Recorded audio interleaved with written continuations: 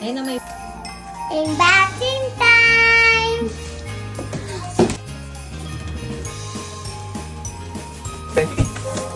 Wow! Wow! Dahil ito nga yung first Christmas namin dito sa Canada, bumili talaga kami ng bagong Christmas tree sa Walmart. Ito rin kasi yung unang pagbubukod namin. So gusto naming ma-feel na Paskong Pasko ang bahay namin, which is our apartment.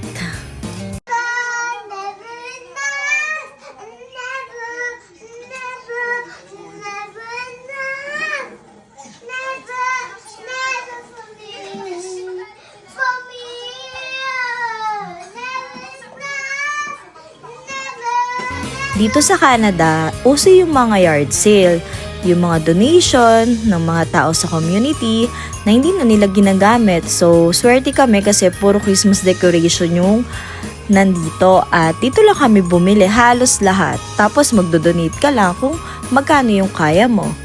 Ayan, nag-DIY din kami ng ipang pang-design. Lahat ng pwede namin kunin sa yard sale, kinuha namin. Kaya ang dami naming uwi. Nakailang bag din kami.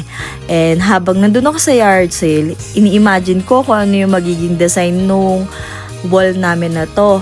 Kaya eksakto yung mga garland na nakita ko.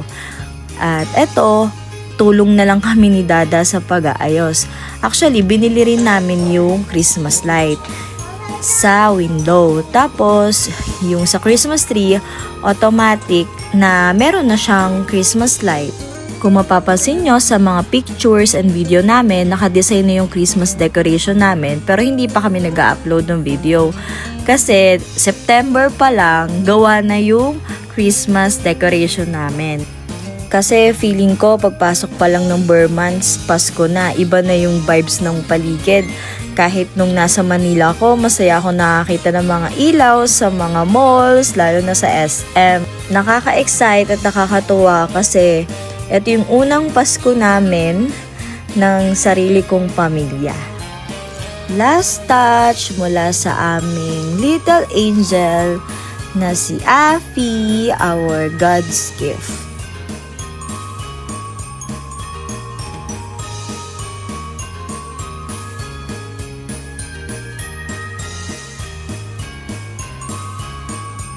Sabi ko, wow! 1, 2, 3! Yay! Merry Christmas, everyone!